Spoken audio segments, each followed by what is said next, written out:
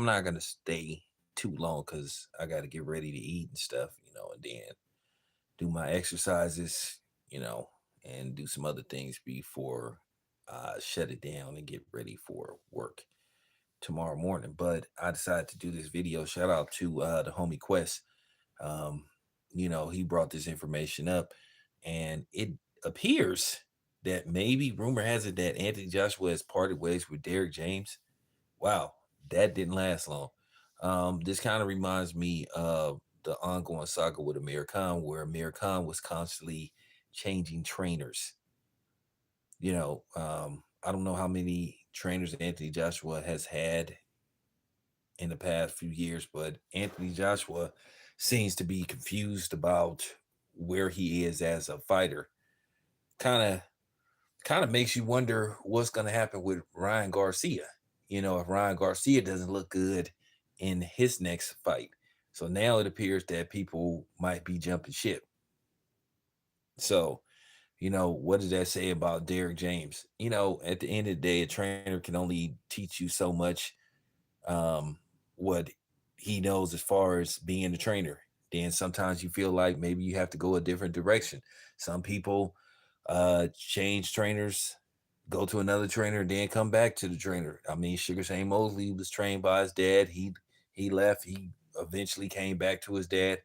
I don't know who he finished his career training with because um, I wasn't really you know into Shane Mosley like that. I mean, I thought Shane was a great boxer.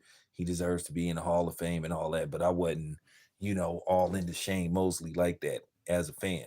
But I thought he was a great fighter and he deserves the accolades he got. Unfortunately, as good as a fighter he was in the ring, he wasn't a good fighter when it came to protecting his assets from his ex-wife. But nevertheless, that's neither here or there.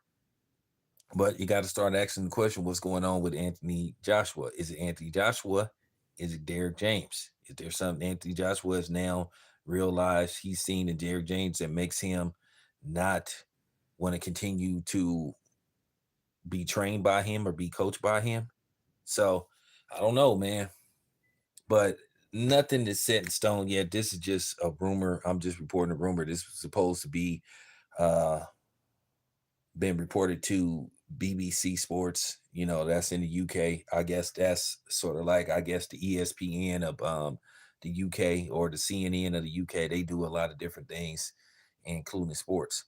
But one does wonder, why is Anthony Joshua continuing to switch trainers? It's already a question of Anthony Joshua once again putting off the Deontay Wilder fight. Rumor has that Deontay Wilder may be fighting somebody else. Me, myself, I don't like the idea of Deontay Wilder going directly into a fight with Anthony Joshua, you know, but that's what happens. This is one of the reasons why the PBC, got tossed on their ass because of these type of situations. Al being reluctant to make certain type of fights.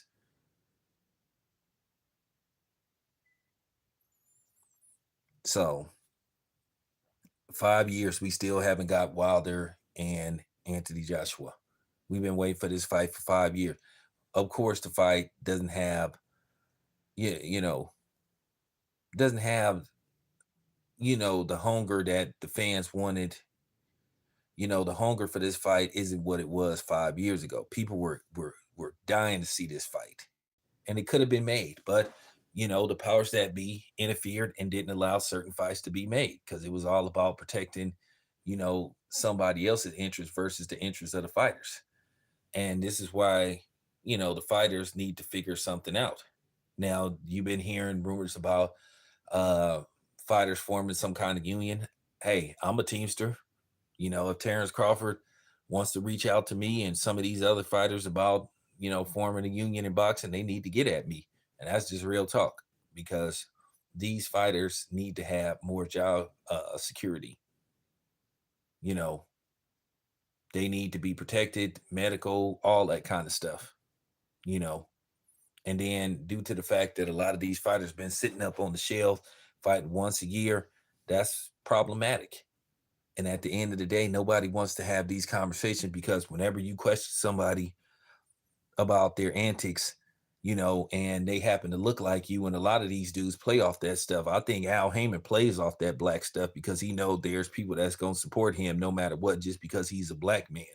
But at the same time, Al Heyman hasn't even had the common courtesy or the decency to make himself available to the media for interviews and not let people know what's going on, because he feels like to a certain degree he's too good to speak to the media. And at the end of the day, this is why Al Heyman has burnt a lot of bridges with everybody. So,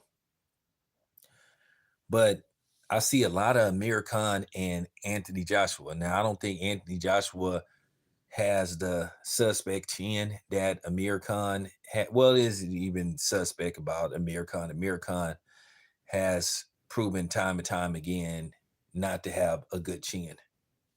Doesn't. I think Anthony Joshua's chin is a lot better than Amir Khan's, but he's a guy that likes to switch trainers. Amir Khan, I can't even think. Amir Khan, um, I mean, he just in his career, he just has so many trainers. I mean, I think Amir Khan is retired now, but he just had a lot of trainers, man. And you just seeing that with Anthony Joshua. If in fact that he isn't with Derrick James anymore, this will be like him going to his um this would be like his third trainer, and I heard he's working with Ben Davidson. So this would be like his uh third or fourth trainer within the last 4 years. Not a good look, not a good sign. Because when fighters constantly switching trainers, that mean that they don't believe in their abilities.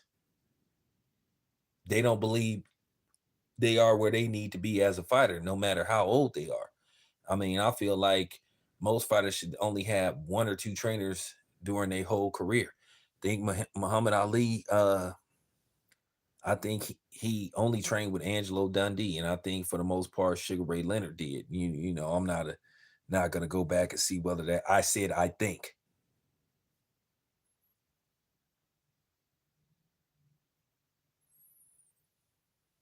Well, when everybody was clamoring for Deontay and Anthony Joshua, people were begging for that fight.